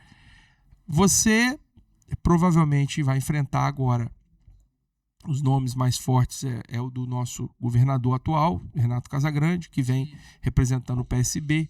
É um cara mais à esquerda, mas é o governador do estado, que está com uma aprovação muito boa, independente da opinião e das nossas críticas que estão aí, mas a aprovação dele, a pesquisa diz aí que está boa, está positiva. Você tem o próprio Calegari, que era do partido do PL e se lançou como pré-candidato a senador, tem feito esse discurso, tem montado estrutura, não sei o nível de força dele, mas ele está na ala da direita. São 2 vagas, são 2 votos. E aí tem outros aí que eu não vou saber falar quais são agora. Você tem aquele prefeito de Cariacica, né? É o de Salomão. Na verdade, ainda muita especulação nesse momento. Embora seja abril, agora que as coisas começam a se desenhar, mas ainda há muita especulação, sim. Mas vamos lá. Em torno de nomes, né? Para dizer assim, fulano é candidato, fulano é, fulano não. Não, tem muita especulação, mas tem alguns nomes que já estão mais assertivos. Então, mas esse que você falou estão colocados. Estão colocados. O último que você falou, não sei se está tão assim. Mas vamos colocar então. O Renato Casagrande. Mas eu acredito que deve-se ter aí uns 10 candidatos ao Senado no Espírito Sempre Santo. tem, mas 3 ou 4 que estão ali a Vera mesmo disputando voto. Eu acho que a Rose de Freitas vem para reeleição? Não, né? Não sei, andou dizendo que vem, mas... Então vamos lá, vamos pôr o jogo tá aí, vamos falar de Renato Casagrande, que é um nome de relevância, hoje é governador do estado. Vão ser dados 2 votos. Como é que é a sua estratégia? Obviamente que eu estou falando em linhas gerais, você não vai entregar seu jogo, né, de estratégia aqui, mas em linhas gerais, como é que você está pensando que está a cabeça do eleitor capixaba hoje para falar assim, cara, vou depositar meu voto na Magda? Bruno, acho que está bem claro, a gente descreveu bem aqui o cenário, né, e o momento em que o Brasil vive. Um momento em que é crucial a mudança que nós precisamos nesse momento, que tem a ver com um poder que está se sobressaindo, sobrepujando os outros dois, precisa ser colocado de novo no seu devido lugar, porque a nossa Constituição fala de poderes e harmonia entre os poderes. E os poderes estão em desarmonia já há bastante tempo. Meu pai, no primeiro mandato de senador dele, já fazia discursos combatendo o que ele chamava de ativismo judicial. Olha só, que naquela época, 2002, 3, 4, 5, já havia ministros do Supremo Tribunal Federal fazendo ativismo judicial, tentando legislar de alguma forma. Mas eles foram entrando cada vez mais, entrando dentro das prerrogativas do legislativo, e nós estamos vivendo o que estamos hoje. O que está posto diante de nós é bem claro. Se nós não fizermos maioria de conservadores no Senado da República para termos um presidente conservador, por que eu falo conservador? Porque a esquerda está junto desse sistema, desse coluio que envolve STF, esquerda, parte da mídia, que agora parece que já está rachado, porque aí a mídia agora começou a fazer uns enfrentamentos que não devia, já está acontecendo o que nós estamos vendo, eles sendo ameaçados, inclusive de morte. Mas era um consórcio que tinha essa galera toda envolvida, Supremo, esquerda, velha imprensa, né? E aí chegamos onde chegamos. Não se tem segurança jurídica no país, nós temos mais de 1.000 pessoas que foram presas injustamente, sem ter cometido crime algum. Nós temos um cidadão brasileiro, Clériston da Silva, o Clezão, que morreu nas vísceras do Estado, dentro do presídio em Brasília, porque estava lá com comorbidades. Foi pedido várias vezes ao ministro Alexandre de Moraes pela defesa do Clériston, a própria PGR atestou para liberar o cara para se tratar, que o problema era grave, e o cara morreu nas vísceras do Estado. Esse cara não cometeu crime algum, ele foi pego pela polícia, ele estava sentado dentro do Senado da República, naquele dia lá, que houve o quebra-pau, depois não teve imagem de câmera, né? As imagens sumiram, tinha o G. Dias lá por dentro abrindo a porta, tudo isso nós vimos. E Bolsonaro está preso por causa disso, por causa segundo eles, a intenção de dar um golpe que não aconteceu. O que nós estamos vendo no Brasil é isso, não se tem justiça, tem uma mãe de família, assim como inúmeras, mas é emblemático o caso da Débora, mãe de 2 crianças, cabeleireira, uma mulher brasileira, como eu e você, cidadã, que trabalha, que paga seus impostos, condenada a 14 anos de cadeia, está presa nesse momento porque escreveu a frase "perdeu o mané" numa estátua. De batom ainda por cima. De batom, que foi lavada no outro dia. Detalhe, a frase não saiu da cabeça dela, não. A frase era de um ministro do Supremo Tribunal Federal que falou isso nos Estados Unidos para um cidadão brasileiro que o abordou. Perdeu o mané. Então é isso que nós estamos vivendo. E hoje nem ministro é mais, hein? Já pediu para sair. Está posto diante de nós esse cenário. Quem pode colocar o Supremo no seu lugar, segundo a Constituição? O Senado da República. Se nós conservadores não tivermos maioria no Senado, para eleger um presidente do Senado, porque também o presidente é quem tem poder de colocar processos, volto a dizer, de impeachment de ministro do STF para correr lá dentro. Se não tivermos um presidente conservador, sem maioria não temos o presidente nosso. Sem o presidente nosso, o Brasil vai acabar de afundar. Nós estamos fadados à desgraça total. Sem falar na crise econômica, nós precisamos de ter um comandante do país que faça o país voltar a prosperar. Esse país prosperou em meio à pandemia, em meio à guerra. Não se trata de um homem. Não se trata de você gostar ou não de Bolsonaro. achar ele bonito ou feio, achar que ele fala polido ou se ele xinga. Não se trata disso, é fato. O Brasil foi um dos poucos países do mundo que prosperou em meio à pandemia e a uma guerra. E nós precisamos voltar para esse rumo. O que será de nós se chegarmos em 26 e nós não conseguirmos eleger maioria no Senado? Então, no Senado, isso. Você coloca o cenário do Espírito Santo. O governador está aí. Bom, o obrigado. governador é Eu candidato. queria que você falasse do cenário. O governador é candidato. Porque para isso acontecer, o capixaba precisa Pelo olhar para menos você e falar assim, vou votar nessa O pessoa. governador Ou não. do estado é candidato, pelo menos eu acho que é. Isso. Pré-candidato ao Senado. E o porque não espaço pode, está aberto aqui. Se a gente trouxer, quero ouvi-lo. A gente está aqui para ouvir. Vamos ouvir. as porque não pessoas. pode se reeleger, É. né? Mais para governador. Então vai sair do cargo agora, enfrenta aí. Saiu já, pô. Já saiu, essa antecipou, semana. né? Enfrenta aí uma série de escândalos envolvendo o seu governo, muitas denúncias, né? E agora vazaram mensagens dele com aquele desembargador Macário Júdice que está preso lá no Rio por ter envolvimento com o Comando Vermelho, troca de favores, enfim, vive aí uma crise, mas independente disso, o governador é do PSB, um partido de esquerda, um amigo, um aliado antigo de Lula, do PT, sempre andaram juntos, não há como esconder isso, em tempos de eleição tenta se esconder, mas não há como esconder isso, não é? É de esquerda, levanta bandeiras pró-aborto, né? Pró-ideologia de gênero nas escolas, militância religiosa nas escolas, é o que nós temos visto no Espírito Santo. O PSB é um partido que historicamente atua contra a polícia. O partido PSB é o partido que entrou com aquela DPF no Supremo Tribunal Federal para impedir que a polícia pudesse subir os morros no Rio de Janeiro. Partido PSB.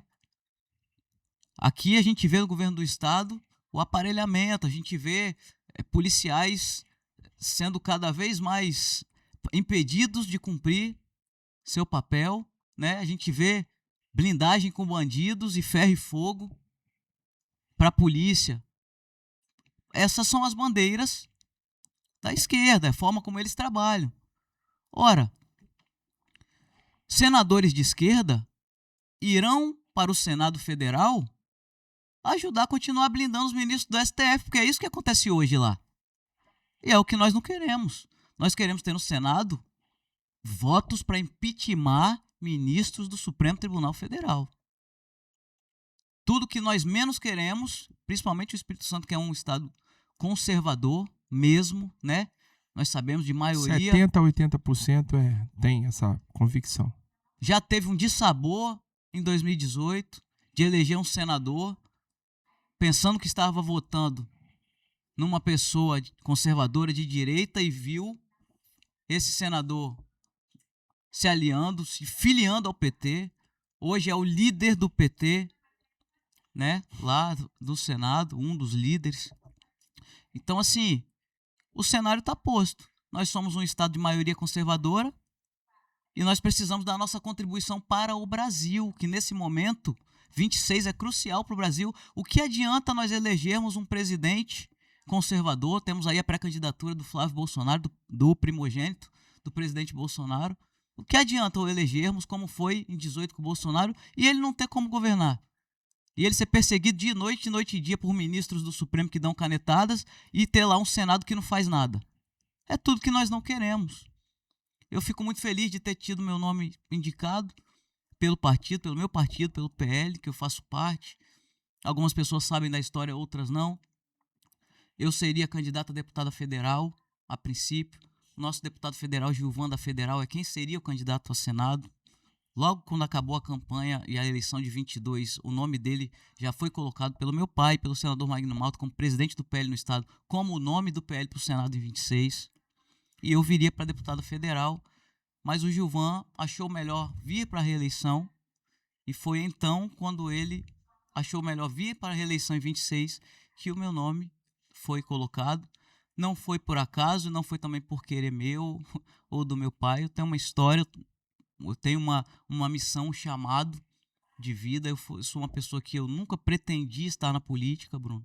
Nunca foi meu sonho. Tanto que meu pai está na política a vida inteira e eu nunca disputei cargo eletivo, nunca estive na política, nem eu, nem minhas irmãs. Meu pai também nunca nos incentivou, sempre achou perigoso, sempre achou um meio muito sujo e não queria gente envolvida nisso. Mas em 2015 eu estava em Israel e Deus falou comigo claramente, olha, seu lugar na política, pare de resistir, eu ouvi isso, pare de resistir ao meu propósito, porque vai acontecer. E eu simplesmente falei, tá bom. A princípio eu não entendi muito do que se tratava, depois eu entendi claramente do que se tratava, porque aí Deus desenhou para mim que era a respeito disso. Dentro do parlamento de Israel, eu estava lá visitando e estávamos ali com um grupo de peregrinos. Estava com meu pastor, com pessoas da minha igreja, irmãos em Cristo. E Deus falou com profetas ali naquela ocasião, a meu respeito, que eu seria usada na política. E aí, quando eles me disseram isso, olha, enquanto a gente estava aqui, eu tive uma visão com você. Deus falou que vai te usar na política. Eu entendi que Deus tinha falado um pouco antes comigo. 2 dias antes, a gente estava orando no Muro das Lamentações e o Espírito Santo de Deus falou comigo, pare de resistir. Aí eu entendi do que se tratava. E decidi obedecer. De lá para cá se passaram, vai fazer 11 anos. Completou agora em 2025 10 anos de que Deus me deu essa palavra. E realmente ela está se cumprindo. Eu sabia que ia se cumprir, mas também não me movimentei para fazer isso acontecer com meus próprias mãos. Meu pai, eu sabia que o grande sinal que eu ia ter, que chegou a minha hora, é que meu pai de alguma forma endossasse, porque meu pai faz política por missão. Quando ele tinha 12 anos de idade, lá no interior da Bahia, sem perspectiva nenhuma, pobre, na favela, Deus usou um profeta para falar com a minha avó que meu pai seria senador da República e que o mundo inteiro ia conhecê-lo. Então, é uma história forte, é uma história realmente que Deus escreveu. Estou me emocionando aqui porque estou lembrando do primeiro discurso que meu pai fez quando tomou posse como vereador em Cachoeiro de Itapemirim, e ele disse na Câmara de Cachoeiro, vou passar 2 anos aqui, vou ser deputado estadual, vou ser federal e vou ser senador da República, porque Deus prometeu para minha mãe quando eu tinha 12 anos de idade. Está aqui Vasni, que é testemunha disso, caminha com a gente há anos. Eu era criança, eu devia ter uns 7 anos, estava ali, presenciei esse discurso, e os vereadores na Câmara, as pessoas em Cachoeiro tiravam onda. Aí, o apelido do meu pai daí pra frente virou senador. É o senador aí, ó. Dizer que vai ser senador e tal. E foi, já tá no 3º mandato, porque quando Deus escreve, Deus faz acontecer. Eu sabia que se era propósito de Deus isso pra mim, o próprio Deus que chamou meu pai lá atrás ia falar com ele sobre isso, porque meu pai nunca quis. E foi o que aconteceu. Um belo dia meu pai me chamou e falou, ó, Tô lutando com Deus aqui porque Deus está dizendo que você vai para a política. Então, em 26 você vai ser deputado federal. Eu falei, amém, Deus já tem me dito, pai, que quer me usar na política, vamos caminhar e tal. Isso foi em 2023. Quando o Gilvan desistiu de vir para o Senado, aí meu pai me chamou e falou de novo, ó. Aí ele já falou em lágrimas. Eu tô lutando com Deus há vários dias porque Deus me disse que quem vai para o Senado é você. Aí eu falei, então vou te contar aqui uma história.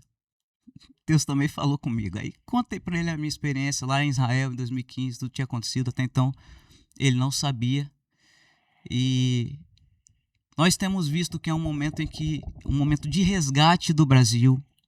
E Deus tem levantado homens e mulheres para fazerem parte desse resgate. Eu me sinto feliz e honrada por ter sido escolhida, mesmo sem eu nunca ter tido pretensão, para fazer parte desse time. Sei quem eu sou, sei qual é o meu papel, por que estou nisso, sabe? É muito ônus, conheço o ônus de perto, porque sou filha de alguém que faz política com propósito e você apanha muito, né?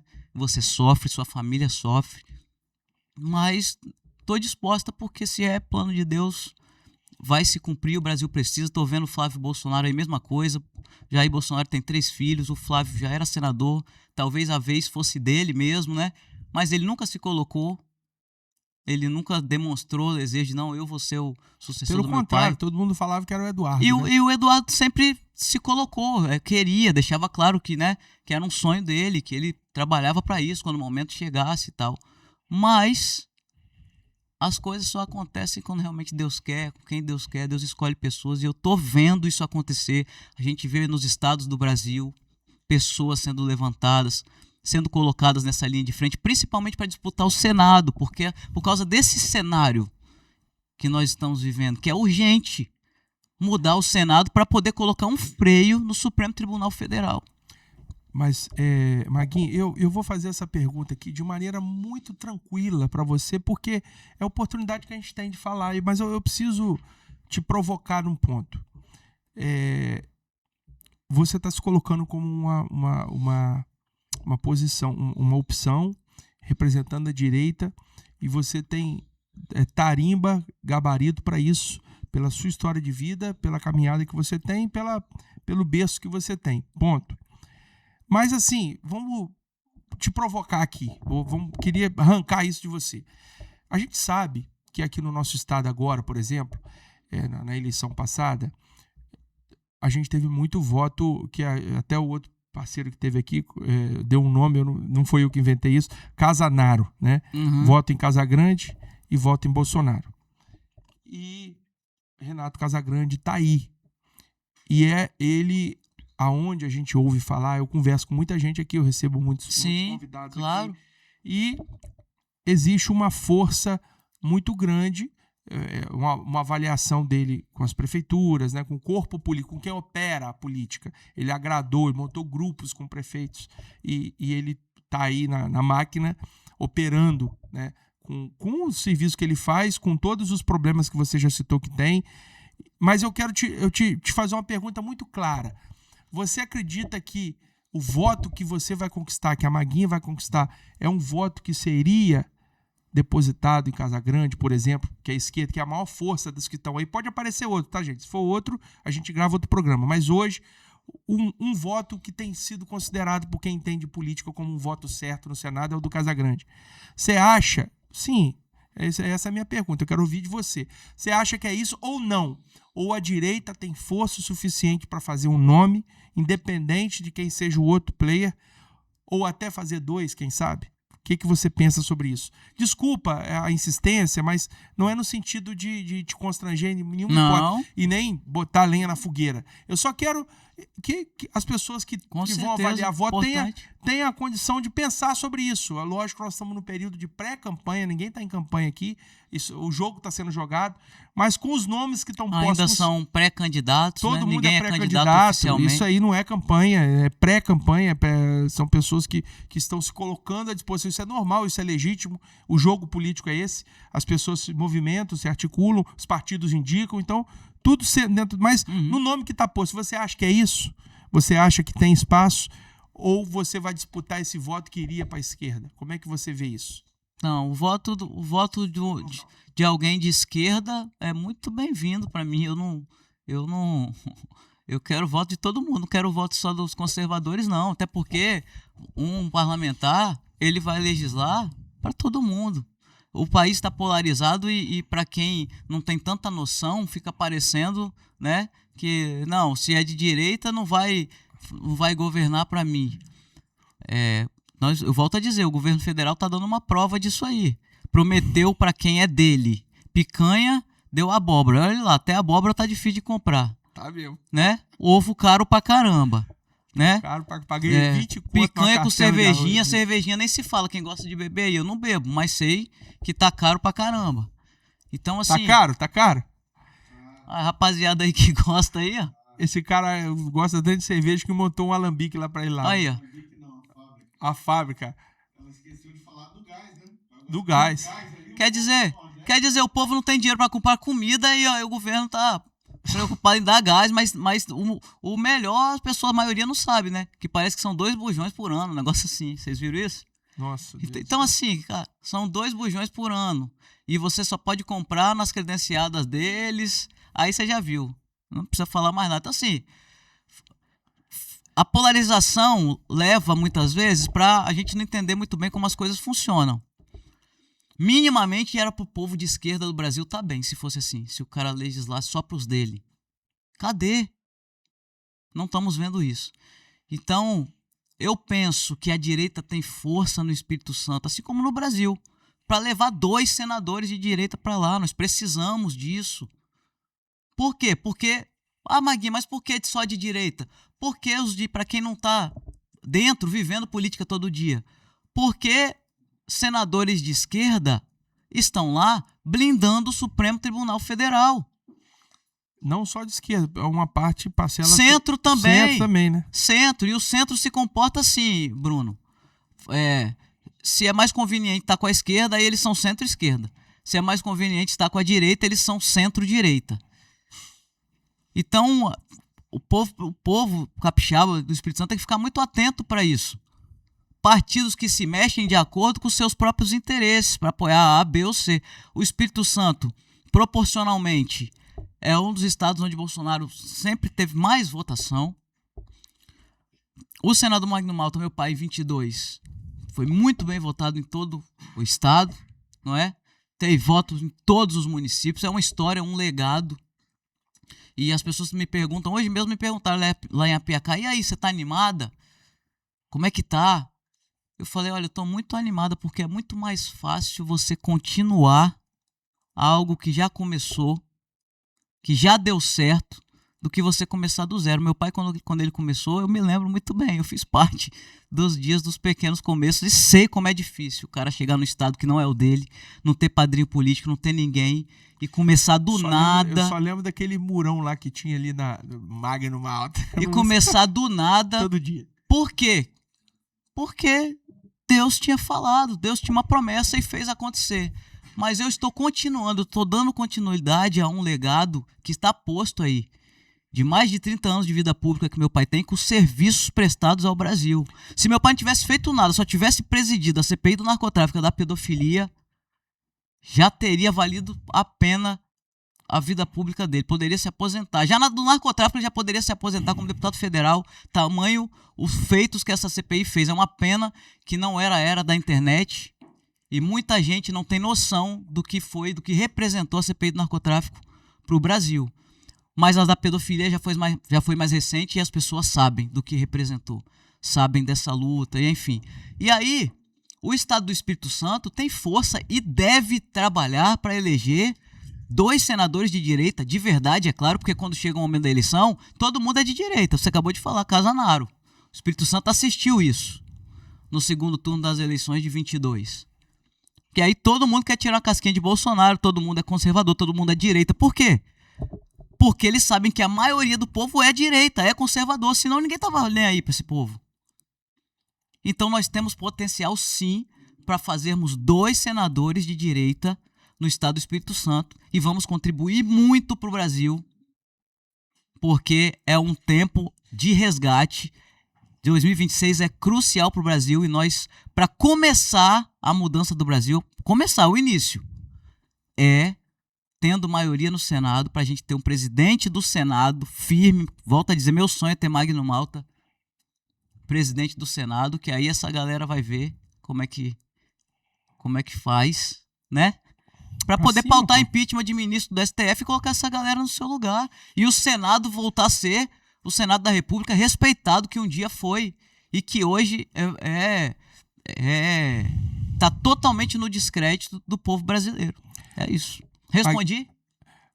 Sim, eu acho que tá claro. A pergunta é no sentido da gente entender o momento eleitoral, entendeu, Maguinha? Eu tô fazendo essa pergunta porque é o seguinte, tá na boca de todo mundo. O que eu tô falando, eu sou povo, cara, eu não sou imprensa, não tenho um veículo de comunicação por trás de mim, não. É nós aqui, é um grupo de amigos que quer comunicar a pedra, inclusive vou falar disso agora, que quer comunicar o setor produtivo, que graças a Deus, pela misericórdia de Deus, a gente tem a credibilidade de pessoas como você, de humildemente virem aqui até nós e deixarem o registro. Nós temos pessoas que já acompanham o nosso canal fielmente, nós já estamos com mais de 350 mil visualizações no YouTube, mais de 500 mil de visualizações nos últimos no Instagram, né? Vídeos viralizados aí. Agora, também somos pequenininhos, a gente está crescendo, para e passo. Não adianta a gente querer botar o carro na frente dos boi, não. Mas a sua presença aqui é importante porque tem gente que assiste a gente. E essa é a dúvida, as pessoas é legítima. E como eu falei, a gente está aqui para dar espaço. O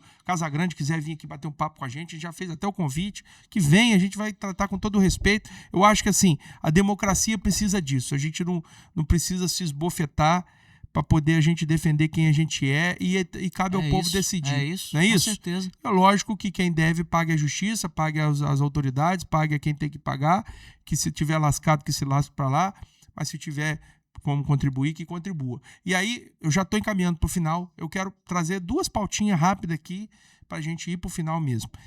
Bem rápido, mas a gente sabe que hoje tudo está voltado muito, Maguinha, para essa polarização, né? Tá todo muito cansado, extenuado com essa coisa de STF, e essa corrupção, esse negócio do careca do INSS, e daqui a pouco né, parece que a gente... Master agora, e aí parece que a gente não sai disso, e esse clima horrível. Eu que sou formado em RI, Relações Internacionais, eu fico vendo o nosso desempenho na nossa política externa, tudo errado. O cara apoiando o cara que é um país ditatorial, no mês das mulheres, um país que massacra mulheres. Mata né? sem dó. Mata sem dó. Isso tudo vai causando uma ojeriza, tá todo mundo exausto, ninguém aguenta mais isso. Tá todo mundo assim, meu Deus do céu, que loucura aqui que nós estamos vivendo. Mas, fora dessa bolha, que é importantíssima, tanto que a gente falou quase o programa inteiro sobre isso, mas fora dessa bolha, tem o poder de articulação, de contribuição do senador com as políticas públicas, né? Eu me lembro que teve uma vez, eu nem imaginava ter podcast, que eu mandei uma mensagem para Ricardo Ferraz uma vez, que eu vi uma mensagem dele lá num jornal qualquer, dele falando que estava brigando para a gente montar uma linha férrea aqui. Ele era senador na época, eu estou falando de 2015, 2016. Uhum. E nós estamos em 2026 e essa linha férrea nunca chegou. E eu tenho a maior curiosidade de perguntar isso para ele. Cara, eu lembro, eu fiquei meus olhinhos brilhando, nós vamos botar uma linha férrea aqui no Espírito Santo. De lá para cá, o estado do Espírito Santo evoluiu muito em qualidade de vida. Eu vou te dar até um dado aqui importante. Aliás, eu não vou te dar dado, eu vou te dar só a referência, depois você digita no Google lá, quem tiver em casa, que você vai achar isso aí. O estado do Espírito Santo foi um dos únicos estados que receberam demanda de visita, de morador, fluxo migratório. Uhum. As pessoas vieram, o Espírito Santo e mais 1 ou 2. E o resto dos estados, o pessoal está indo embora. O pessoal está indo embora do Rio, o pessoal está indo embora de São Paulo. O pessoal tá indo embora. Acho que São Paulo não. Eu sei que a maioria dos estados o pessoal está indo. E o Espírito Santo está recebendo. A nossa população cresceu. Era de 3,8 milhões, agora já está em 4,1, 4,2. Ou seja, as pessoas estão vindo para cá. Por que estão vindo para cá? O Espírito Santo está um pouco mais organizado do ponto de vista fiscal, do ponto de vista de desenvolvimento, de oportunidade de trabalho. As pessoas também sabem, Brasil afora, da qualidade de vida. Da qualidade aqui. de vida. Vitória tem sido frequentemente citada como uma cidade de referência em tecnologia, em não sei o que lá, enfim. Bom, mas tem muito o que fazer ainda. O Espírito Santo tem muito a desenvolver. Eu acabei de citar um exemplo, citei o nome do Ricardo aqui, porque ele também está no jogo político, é o governador atual, vai vir a reeleição. Mas tem um monte de carência, né? A carência de infraestrutura, de a gente ter aqui uma ferrovia adequada, a gente ter estradas melhores, a gente ter uma qualidade de vida ainda um pouco melhor, a gente consegue fazer isso. Como que você acha, tendo a experiência do seu pai, que já ajuda tanta gente através de projetos sociais também, né, o Bem Viver aqui, etc, como que a gente pode contribuir? A gente tem muito o que fazer, a duplicação da 101, né, outras fontes de acesso, portos que ficam há 10 anos, 15, 20 anos se arrastando, vai ter, nunca chega, nunca acontece. Como que um senador da República pode ajudar o povo capixaba a crescer mais? E o que você tem em mente como projeto político?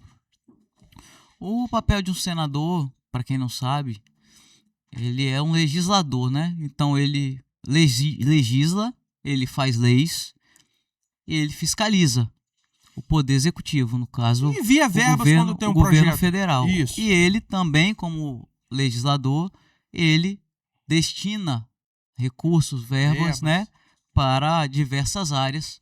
São as famosas emendas, né, que o governo Lula criminalizou tanto as emendas na época do governo Bolsonaro, mas que é um governo que a gente vê hoje aí negociando dinheiro que não é dele, que pertence aos cidadãos do Brasil, negociando em emendas para ter votos a favor deles nos seus projetos lá.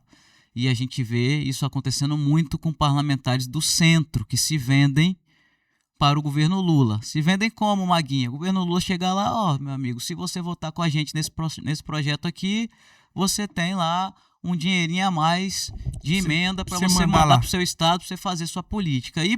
E fica parecendo, e aí os caras fazem isso e vão para seus estados e vêm para cá, colocar faixa com o nome deles, botar avião passando com faixa com o nome deles, como se o cara tivesse assim, tirando do bolso dele e trazendo para o estado, que não é verdade. O que são os recursos? O que são as emendas parlamentares? Emendas parlamentares são recursos, são impostos que são pagos pelos cidadãos. Correto? Claro.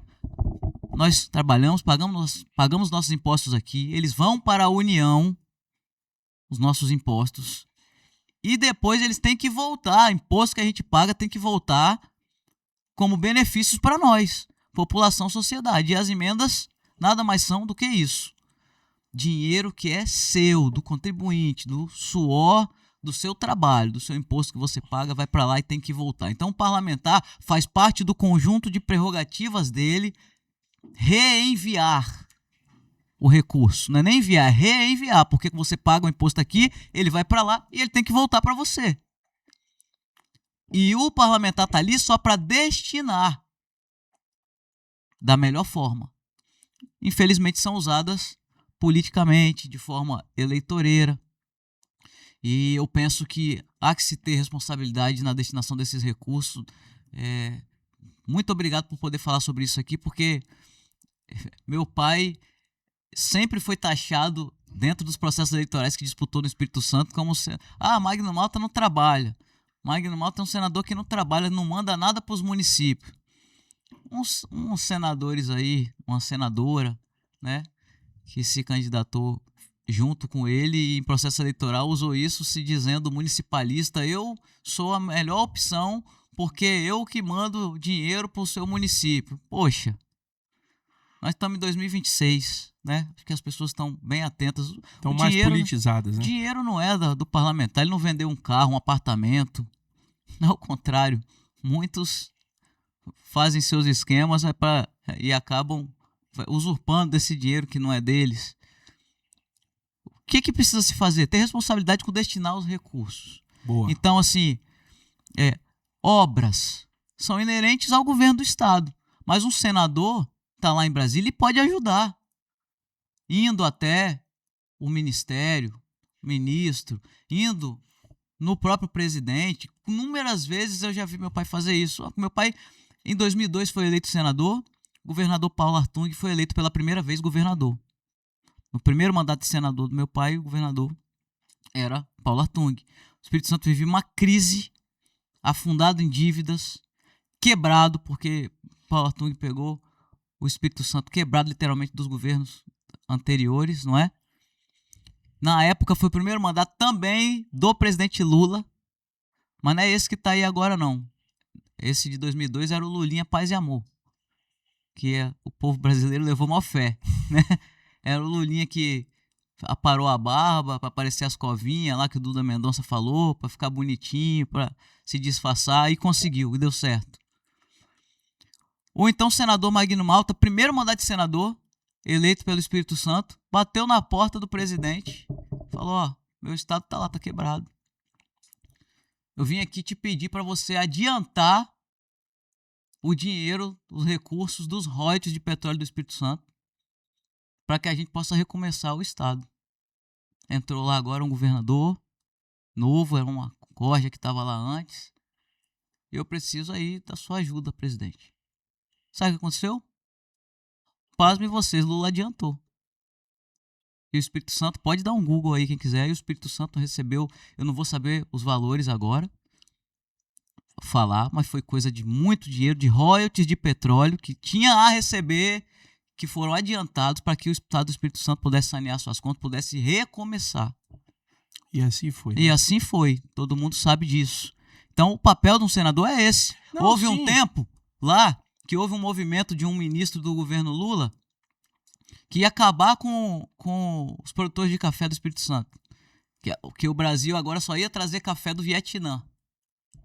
Isso, inclusive, tentaram fazer isso agora de novo. Você De soube novo, disso? o negócio deles com o Vietnã é um amor assim, louco, né? E aí, o senador Magno Malta ficou sabendo, foi lá, entrou na sala do presidente Michel Temer, isso já foi mais recente. Temer estava como presidente. Ó, isso não tem condição. O Espírito Santo tem colheita lá que sobra. No Brasil não está faltando café no Brasil para importar café do Vietnã, vai quebrar o Espírito Santo e foi duro no enfrentamento. Conseguiu. Os produtores de café ficaram sabendo disso. Lógico, a população como um todo não ficou sabendo. Então são coisas que um senador faz que muitas vezes não aparece, mas que está lá em cima contribuindo para a infraestrutura, contribuindo para que o Estado cresça. Isso faz parte do conjunto do serviço, do trabalho de um senador. E eu pretendo me comportar assim. Eu sou uma entusiasta do turismo, sabe? Eu sou uma apaixonada pelo Estado do Espírito Santo. Eu rodo esse Brasil inteiro. Aonde vou, falo do nosso estado, um estado que é esquecido no meio da região sudeste. Muita gente nem sabe aonde está o Espírito Santo, um estado pequeno, que é o 5º PIB do Brasil. E o Espírito Santo precisa ser visto pelo Brasil. As pessoas do Brasil precisam saber onde está o Espírito Santo. Já estamos em 5º já? Eu vi isso recentemente. 5º Caramba. PIB do Brasil, eu fiquei assustada. Caramba, já tá bom pra nós, hein? Tá bom, parabéns. Imagina. Agora... Então eu quero fazer parte disso. O turismo do Espírito Santo precisa crescer, as pessoas precisam saber, conhecer o que nós temos. Eu sempre me incomodei muito com ir em outros estados que não tem metade do que a gente tem e ver assim um investimento em turismo absurdo, sabe? E a gente não tem, precisamos ter. Eu sou um entusiasta do esporte, eu sou esportista, pratiquei esporte minha vida inteira. Nós precisamos botar... Pratica qual esporte, Maguinha? Hoje eu tô tentando aprender futevôlei. Tô tentando. Não, mas qual que você fez a vida inteira? Jogava futsal na escola, eu e minha irmã fazíamos... Campeonato de pandeiro. Não, fazíamos beach soccer, a gente jogava. Meu pai sempre gostou muito de futebol e botou a gente pra jogar futebol, mas Seu jogava pai joga vôlei bola, também. joga nada, rapaz. Gosto de frescobol, mas eu gosto de atividade física, sabe? Gosto de esporte.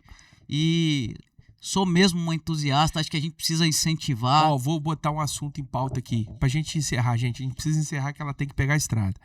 Maguinha, a gente recebe entidades aqui, Centro Rocha, Cindy Rochas, né? Thales tá pra vir aí, a gente recebeu o Fábio. Dá um abraço pra ele. Galera gente toda. boa. A gente ouve as demandas, a gente tem um quadro aqui que é o Pode Pedra Jurídico, que a gente só fala com o pessoal da área de mineração, de direito minerário. Recebemos o Ed aqui na época que trouxe essa pauta. Eu vou te dar um toque aí. Por favor. Porque é o seguinte, leva com carinho esse toque. O setor de mineração no Brasil é muito especial para o Espírito Santo. Porque o Espírito Santo, a gente produz aqui cerca de 85% das chapas que são industrializadas no Brasil, saem daqui de Cachoeiro e região, Cachoeiro, Castelo. E o Espírito Santo é o primeiro, é o número 1 no Brasil em exportação de rochas ornamentais. Esse setor gera emprego aqui, todo o sul do estado, toda a riqueza que gera aqui, que roda aqui, ela tem como primeira força a pedra ornamental e ali, segundo, primeiro, o agronegócio, né? Mas a área da indústria da pedra ela é muito importante, ela é muito forte, ela é muito significativa porque gera emprego para quase 1 milhão de pessoas, né? Diretas e indiretamente. E eu tenho ouvido muito aqui o pessoal trazer uma demanda que eu acho que o Senado lá na frente pode olhar com carinho. A gente está enfrentando muita dificuldade, os mineradores, com o setor do Ministério de Minas e Energia ali que cuida fugiu o nome do órgão agora, da AMIN, acho que é Agência de Mineração. Você dá um Google aí, fugiu o nome aqui agora, deu um branco. Mas o órgão que cuida da mineração no Brasil, ele está muito deficiente, ele está muito defasado de pessoas, processos de liberação anos se arrastando parados e uma legislação extremamente severa e antiquada. ANM, Agência Nacional de Mineração. Obrigado, irmão, que fugiu aqui. ANM. A ANM está com muitos... A gente ouve o pessoal reportando isso aqui, processos que demoram, e isso emperra o nosso desenvolvimento. A gente tem um recurso natural, não só no Espírito Santo, não, no Brasil inteiro. Tem pedreiro na Bahia, tem pedreiro em Minas. Isso é um assunto que interessa a todo o povo brasileiro. E às vezes tem... Igual a gente tem uma coisa que Ed falou aqui. Se você entrar aqui, ó, se a sua pedreira, o limite dela é aqui. Se você tirar aqui, você toma uma multa severa que inviabiliza o seu negócio. Ninguém está defendendo coisa errada, né, que pode invadir terra, nada disso. Mas a lei ela tem que ser adequada a uma realidade que faça sentido, que a gente consiga evoluir. Eu acho que o Senado tem um papel importante, botando luz nesse foco, né? Com certeza, de mudança de legislação. De mudança de legislação, de provocar esse estudo, de provocar o executivo em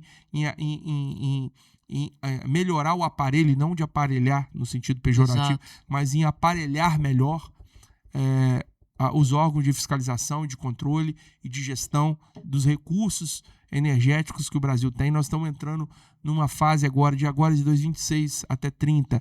A gente está vivendo uma grande transformação mundial com os recursos, né, as novas fontes renováveis de energia. Então leva com carinho, bota isso aí nos seus estudos. Com certeza. Pra gente... Até porque o Espírito Santo, né, é referência no Brasil e no mundo nesse setor. Exato. Então, assim, se você estudar melhor, botar uma equipe aí multidisciplinar para te assessorar nisso, se for da vontade de Deus aí, do povo capixaba, sim, aí, você chegar lá, sim, isso entra em pauta lá. E se porventura não acontecer com o seu pai lá, mas a gente vai trabalhar e torcer para que aconteça. De antemão, em nome do meu pai e do mandato dele, eu já coloco à disposição para que haja conversas nesse sentido de entender, né? Aonde estão os gargalos? Receber o pessoal para que nos mostre onde estão os gargalos e a gente possa começar já a trabalhar nisso, porque já temos, né, um senador do Espírito Santo de mandato atuante, que é o senador Magno Malta, que tem feito lá um trabalho de enfrentamento e atuando em prol do Espírito Santo. Então já deixo esse canal de comunicação aberto e já me comprometo também, caso eu venha a estar lá, e vamos torcer. Pra gente estar junto. É muito importante. É muito importante. A gente quer gente boa lá e a gente quer que a coisa funcione. Bom, Maguinha, a gente precisa terminar. Eu acho que o papo rendeu pra caramba, né, irmão? É bom.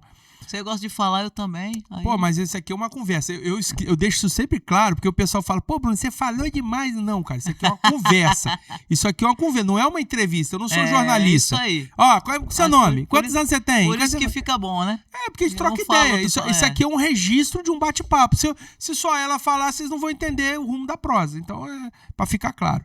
Agora, a gente tá finalizando aqui, Maguinha. Você está sendo o nosso primeiro episódio aqui do Mês da Mulher. Poxa, né? Que moral. Eu quero muito agradecer, tá? Eu já vou te dar um presente aqui. Presta atenção aqui, Mayara. Ó, a gente pensou em trazer para cá, mas como ia ficar ruim de trazer, nós temos o nosso parceiro Romário Rosa, que deu esse voucher aqui, tá com a data, com tudo certinho, com a assinatura.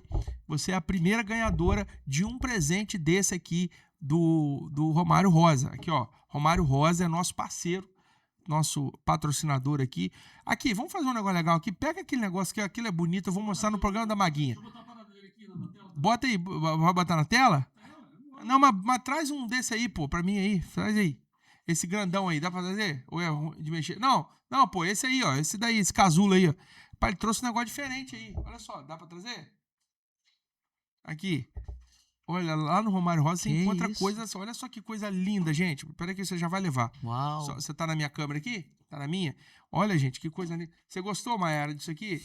Você gostaria de ganhar um presente desse de pedra? Ó, uau. De pedra, ó. Coisa linda, hein? Você gostaria, tá? Hã?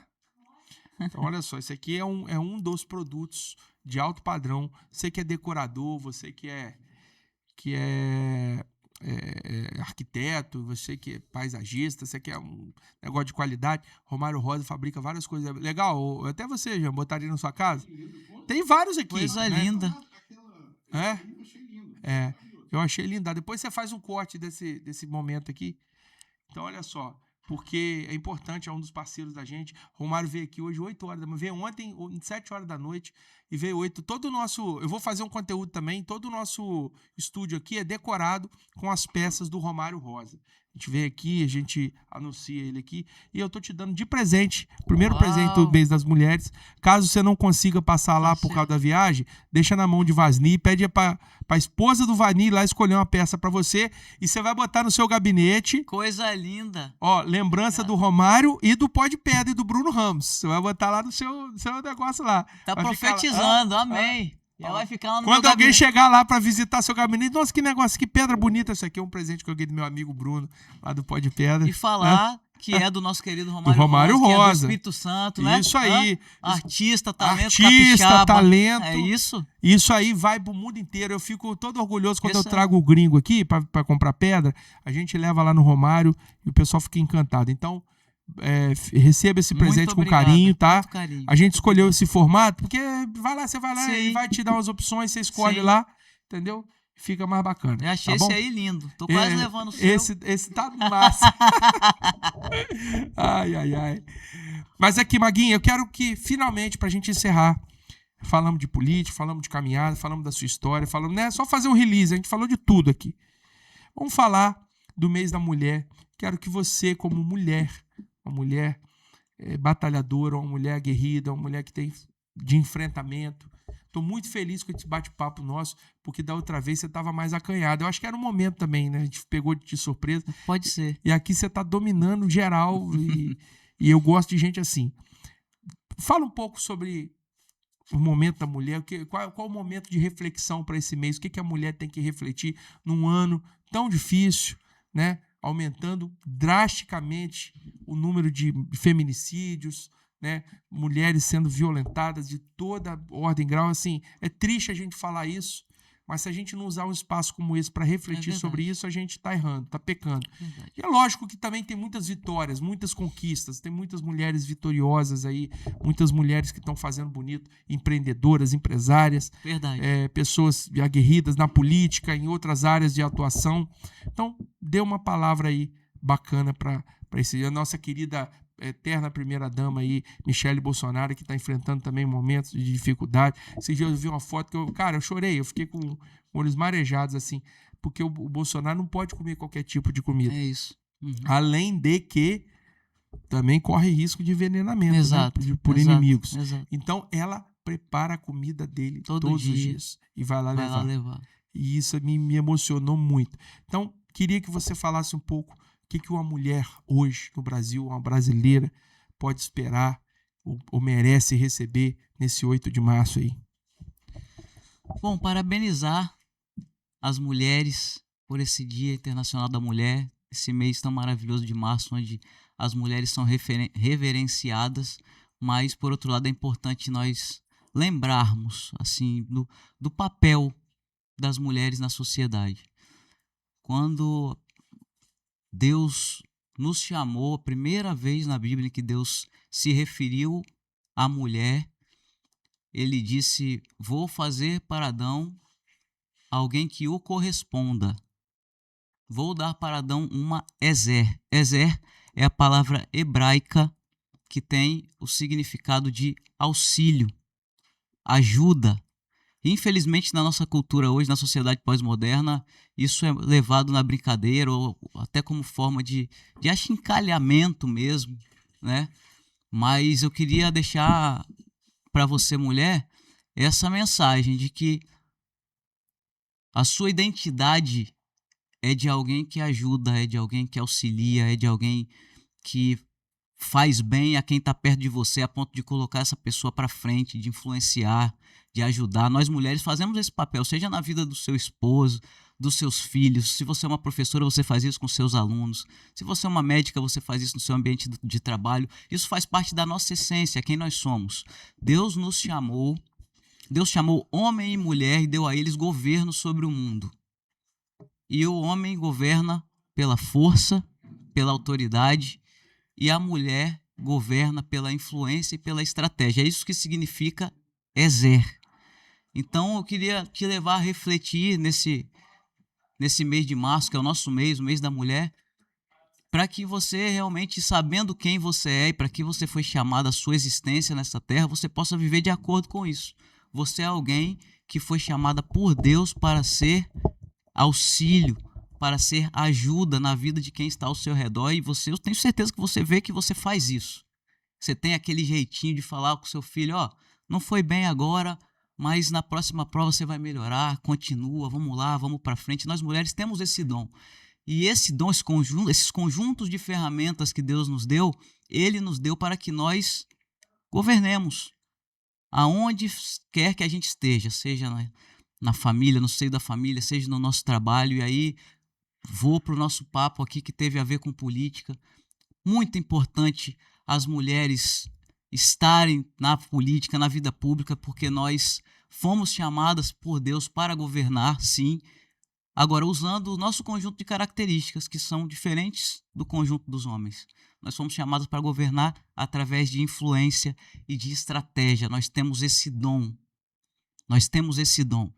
E você, sabendo quem você é, tenho certeza que esses dons vão fluir muito mais naturalmente na sua vida. Você vai se ver desempenhando o papel para o qual você foi criada pelo seu Criador e vendo os frutos disso. Acho que o papel da mulher na sociedade foi muito deturpado ao longo do tempo com essa coisa do feminismo, sabe? E eu sou a favor da Bíblia.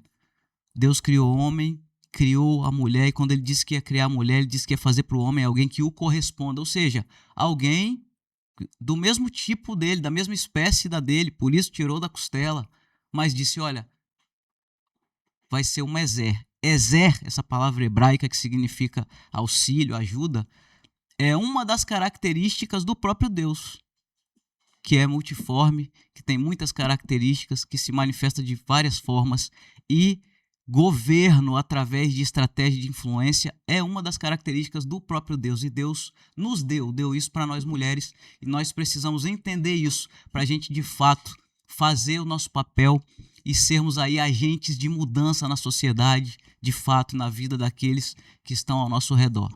Que Deus abençoe sua vida. Parabéns, você, mulher brasileira, guerreira, mulher capixaba, guerreira, que tem feito aí a diferença e tem feito o estado do Espírito Santo ser essa coisa linda que é, porque nós fazemos parte disso, né? Fazemos parte dessa construção e também desse Brasil. Muito bem. Finalizamos aqui esse bate-papo tão relevante, né? Maguinha Malta, ela veio de Vitória aqui, estava em agenda no sul do estado, tirou um tempinho para estar com a gente aqui. Se você ficou até o final, minha gratidão. Obrigado por ter assistido esse programa até aqui. Eu já te convido a você se inscrever no nosso canal. Se inscreva, curta, comente, compartilhe, interaja com este conteúdo. E você, mulher, hoje é o primeiro programa de uma série de programas que vamos fazer durante o mês aí, o mês da mulher, para reverenciar todas as mamães, todas as titias, todas as sobrinhas, as filhas, as mulheres, as esposas, as mulheres abençoadoras e abençoadas que passam e estão na nossa vida. Fazemos isso com muito carinho, eu e meu nome, em nome de toda a nossa equipe aqui, do Pó de Pedra, né, e de toda a nossa visão de mundo. Nós desejamos a você um mês abençoado, uma data que você reflita nos seus valores, no como você pode, não se permita ser desvalorizada, tá? Não se permita por homem nenhum ou por outra mulher nenhuma, né? Ou por outra pessoa nenhuma te diminuir o seu valor, diminuir a importância que você tem na sociedade, diminuir o valor inestimável que uma mulher tem no seio da nossa sociedade. Sem mulher não tem sociedade, não tem civilização, não tem povo, não tem gente, não tem ser humano. Então, vocês mulheres são especiais para nós. Receber o nosso mimo, o nosso carinho, como apenas uma forma singela de gratidão por vocês serem mulheres tão especiais nas nossas vidas. Muito obrigado. Já pedi para você seguir o nosso canal aqui, se inscrever. A gente está em todas as outras plataformas também. Estamos no Instagram, estamos em tudo aí, TikTok, até negócio que você falar, nós estamos lá. Então não tem como você fugir de nós, não. E a gente está sempre aqui falando de pedra, a gente sempre está falando do mercado da pedra. Temos vários programas aqui. Esse é o primeiro do mês da mulher, especial. A gente vai ter mais programas aí. Acompanha a sequência de programas, a grade de programa. Temos Pode Pedra Política. Certamente Maguinha voltará aqui com a gente para falar de outros temas também. E estão soltando bomba lá no Israel agora. O trem avisou. Então eu quero agradecer a sua presença e a sua audiência aqui. Você sabe que nós temos um lema, Maguinha, no nosso programa? Não sabe, não? Aí, ó. Pô, Landim, você tem que falar nossos lemas pros convidados, velho. É surpresa. Fico passando vergonha. Surpresa? É. Então, muito bem. Bom, você vai falar comigo o nosso lema de encerramento. Aqui no Pode Pedra, falar de pedra ficou mais... Leve! Leve. Valeu!